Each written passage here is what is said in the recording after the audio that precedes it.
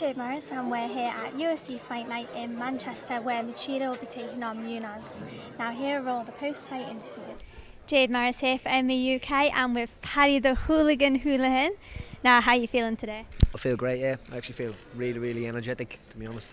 Now we haven't actually seen you in the cage for 6 months. Are you excited to get back in there? Has it been that long already? And it was great that it was a debut, so obviously it was Arnold Allen. He came in last second.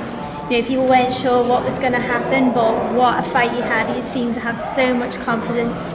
Do you think he'll have a great career in the UFC? Absolutely. Now with Lettuce, obviously he's on an 8-fight winning streak.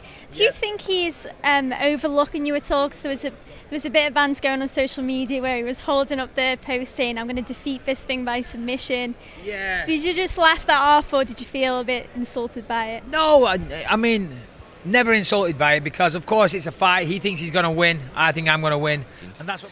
And you said as well, obviously you were getting quite a lot of fights on short notice, and you said that after your UFC debut you wanted a full fight camp.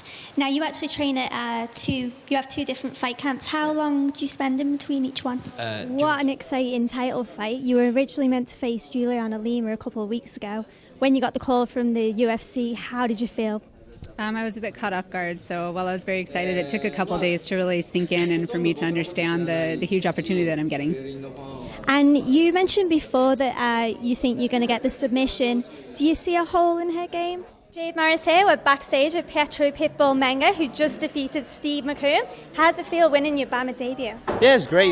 You've had a bit of an unfortunate 2 years, you know, with the no contest with Melvin Gillard and then the controversial fight with Diego Sanchez. You then had the win over Sam Stout. Do you feel back on track now? In this sport, it's a crazy sport, so being on track's a hard thing to do. We're backstage at Cage Warriors 60 with Che Mills, who just defeated Leroy Barnes. Now, take me through that fight. It was absolutely fantastic. And do you think it's obviously great? I mean, you know, you mentioned Conor McGregor. He's really spearheading Irish MMA.